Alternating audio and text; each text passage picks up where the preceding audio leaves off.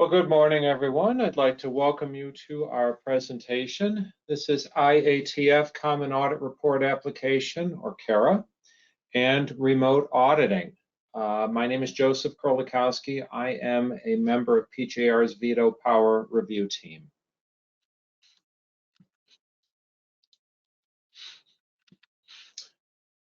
A couple of notes for our participants today. All of you are on mute.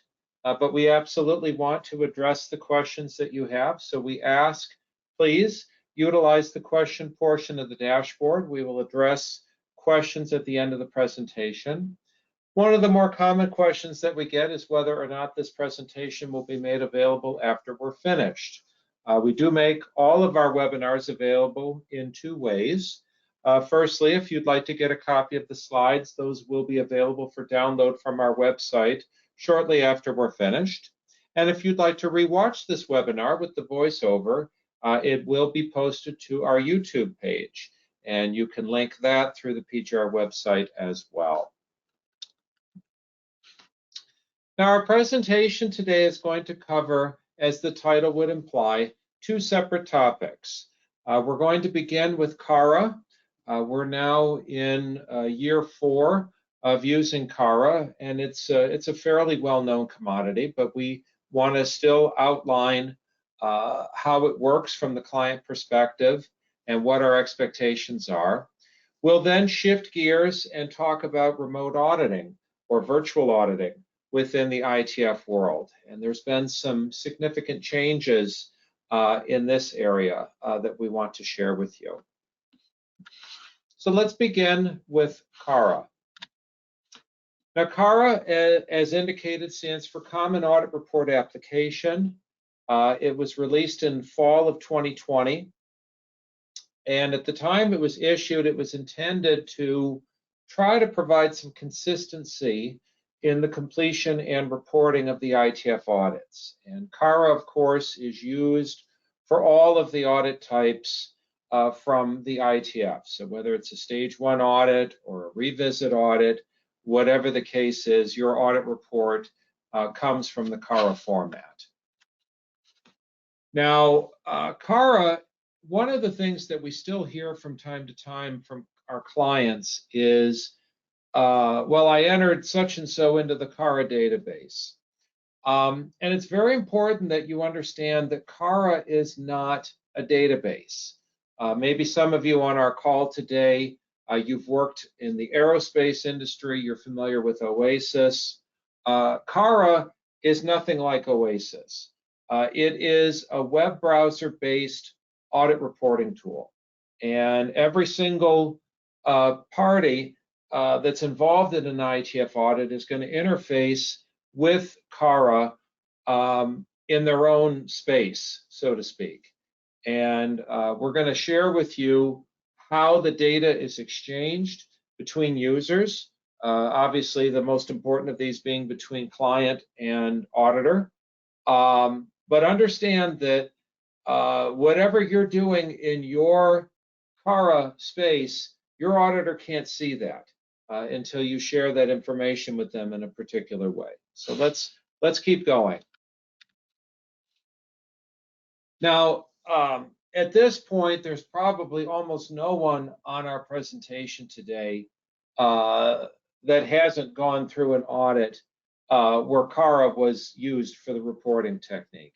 About the only thing from this slide that I want to continue to mention is that your auditors are permitted up to 15% of their on-site time for report writing. So that's obviously a significant portion of time, depending on how long your audit is going to be. Now, the big difference, especially if you're coming to IATF from, say, an ISO 9001 certification or perhaps a ISO 14001 certification, is in responding to the nonconformances. This is very unique in IATF, and CARA makes this process, I'll be real with you, it's a little bit complicated, but it is rooted in some requirements from the IATF itself. So let's go ahead and unpack what's going to happen if you have a nonconformance on an IATF audit, and what's going to be expected of you. Okay, so the auditor prepares their nonconformances within the CARA application. And those are then given to you, most typically through email, but it's possible that it'll be handed to you on a flash drive.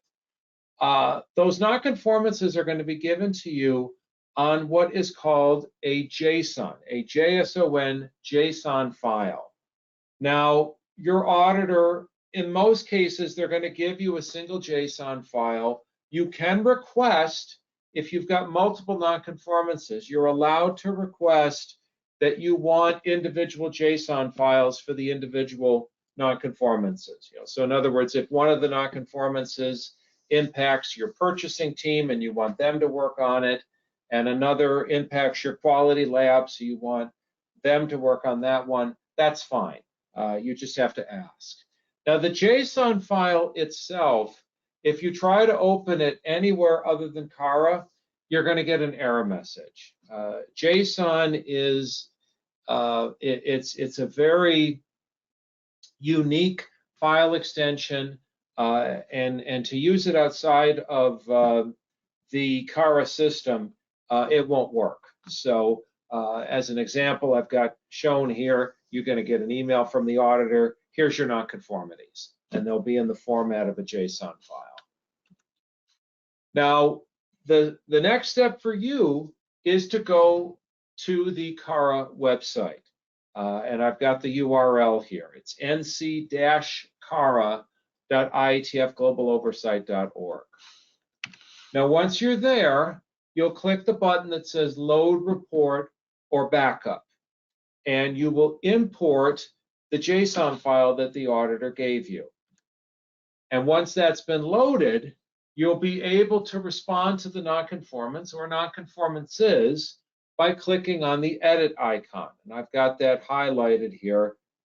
It's on the far right. You can see it kind of looks like a pencil. You click on that, and it will open the nonconformance for you to review and respond. Now, once you've opened it, the first thing you should do is read the nonconformance, obviously. You want to make sure that the statement of nonconformance, the evidence of nonconformance, the requirement, that all of these things make sense. If there's any part of that statement that isn't correct or what have you, you want to resolve that immediately with the auditor. And if there is a disagreement on the merits of the nonconformance, bear in mind, you can file a dispute, but only up to 15 days from the end of the audit. So you definitely want to open that JSON file, get a look at your nonconformances as soon as possible, so that if somewhere along the way you need to file a dispute, that you're doing so within the required time frame.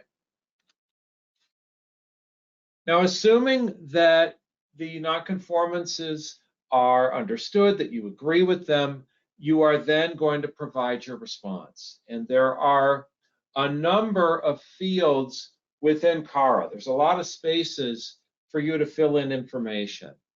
The first of these is correction containment. Now, this is obviously putting out the fire, as it were. I think we're all familiar with what correction refers to.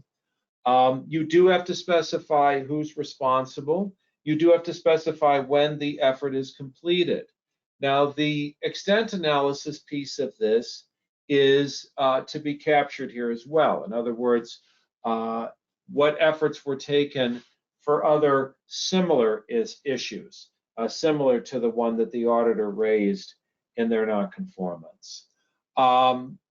There's a space to record evidence of implementation. Now, this is kind of a place for you to capture a description of the evidence that you're providing. There's actually a separate spot on the form for you to attach the evidence, but this evidence of implementation box is for you to describe the evidence.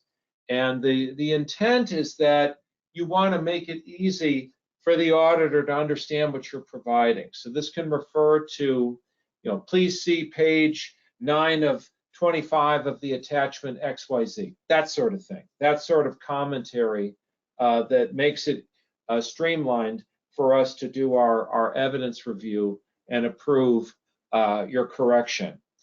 There is a separate evidence of implementation field that follows the corrective action portion of the CARA form. There are 4 separate boxes that pertain to root cause. The first of these is root cause analysis. This is the analysis, kind of the breakdown of what happened. So if you are doing a 5 why cause analysis, or perhaps a fishbone, what have you, kind of the output, the work, if you will, is to be captured under root cause analysis. If there's a file associated with that, you can provide the file. Root cause result is the final established cause, the final determined systemic cause of the issue. And if there happens to be a specific file associated with that, there's a spot for that as well. Moving on, then, we have the spaces for corrective action. Firstly, the space entitled systemic corrective action.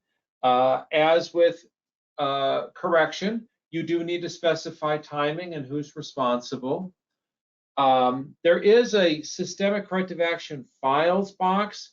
That is actually a duplicate field. You can disregard it. As mentioned earlier, there is an evidence of implementation space, again, for providing a description of the evidence that supports your corrective action. And then finally, we have the evidence of implementation files. And this is where you can drop all of your evidence that supports your response.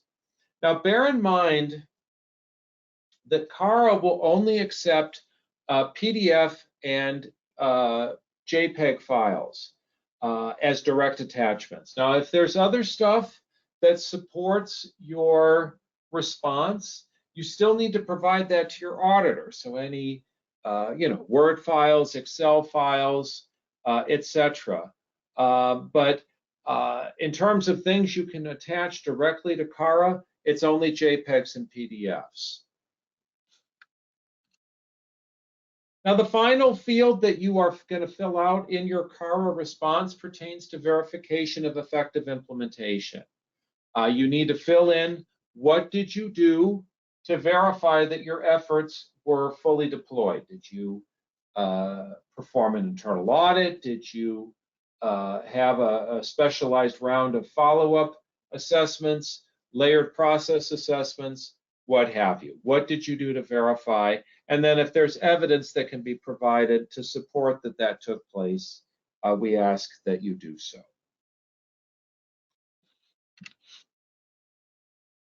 Now, once you've inputted all of your required information, you're going to use the button marked Save NCs for Auditor. And I've got it up on screen here. And we recommend that you keep a copy of the JSON for yourself and to keep a copy of the printed report also using the Print Report button. That'll output a PDF that you can keep. Now, a word of caution about filling in your response. You want to make sure that you've provided all of the requested information. And the way to know if something's missing is to look for the red outlined boxes. I've got an example at the bottom of the screen here. When you're filling things in, if you see a red outlined box, that means that you didn't enter that information. And you definitely want to make sure that you've entered all of the required information the first time so that we're not kicking it back to you later simply because you failed to provide something. Now, when we conduct our review, we will either accept your response or we may reject the response. Now, if we reject the response, we are going to output an updated JSON file and send it right back to you. And it'll include the rejection commentary, similar to what I've got shown on the screen here. So if there is a rejection of your response, you will definitely know why it was rejected. Now, after it has been finalized and approved, you should expect to get a finalized JSON file showing the approval for your internal records. Now, some of our clients have asked us and even presumed to use their own format, their own corrective action format for recording their responses. Now, that is actually not permitted under the CARA system. You can definitely use your own process for developing your responses, but the official submittal of the responses is supposed to be done within CARA itself. Now, if you've got some need for some further insight on this, we've got a few resources we can share with you. Firstly, the IATF has actually developed a wiki page for CARA.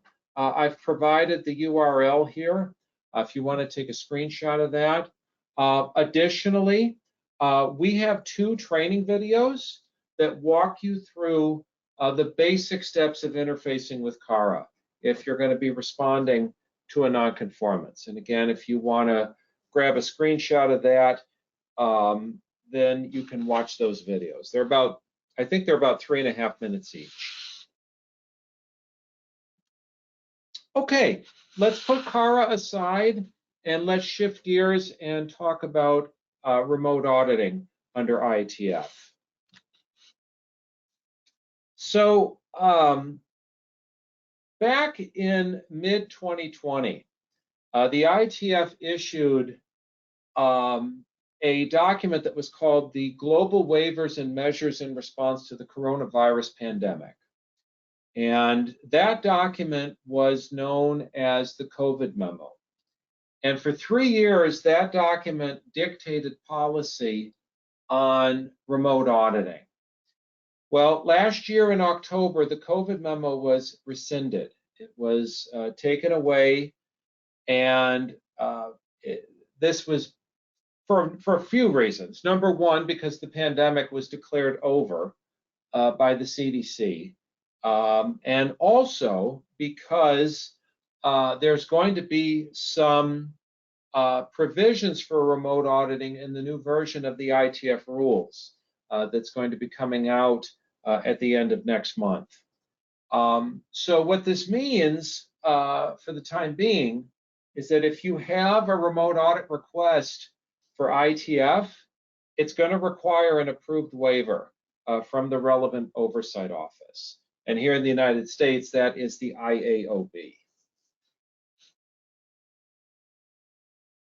So what does this mean? Well, if you have a remote audit request, first thing you need to do is contact your scheduler and explain the reasoning. You're going to be sent a form called the F108 ICT IATF. It's our IATF remote audit questionnaire. And it's intended to capture all of the requirements that were formally explained in the IATF COVID memo, and that we fully expect to see in IATF Rules 6th edition.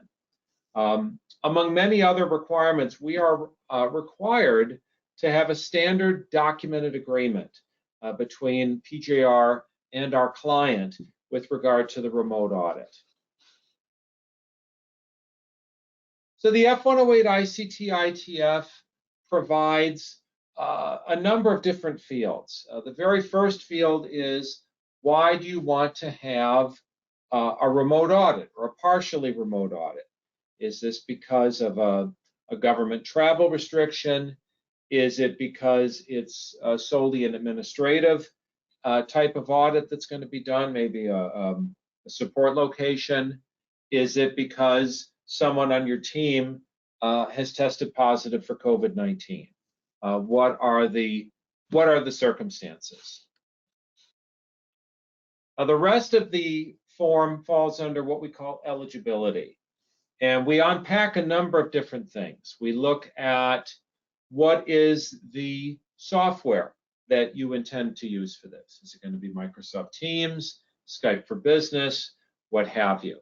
What is your hardware setup? Do you have a cell phone with cameras? Do you have strong enough Wi-Fi?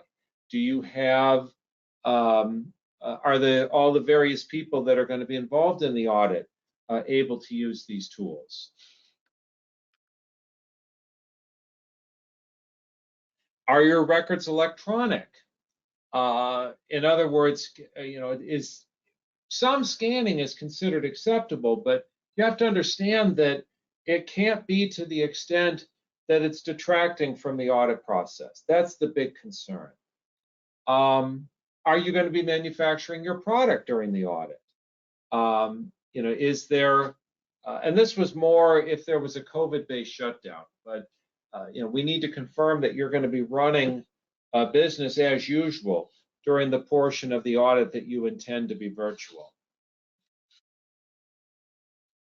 Moving on to questions 5 through 10, we've got a series of questions intended to determine if we need to add time to your audit, specific to the fact that you're asking for it to be virtual.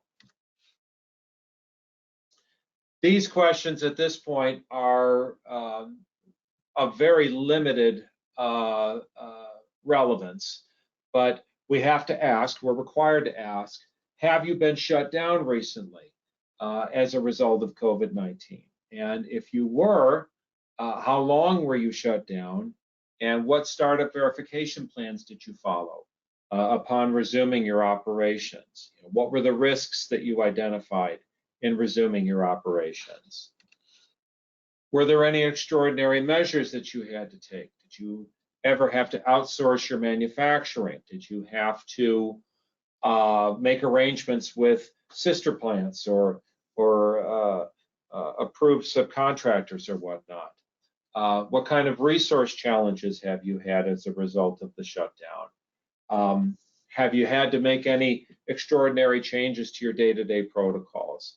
Again, these questions at this point are antiquated, but we are required to ask them.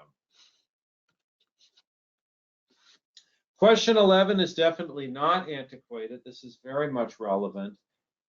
Who is going to act as what we call the audit coordinator? Now, this is someone that, as the language from the COVID memo indicated, this person manages connections, availability of auditees, manages technical issues.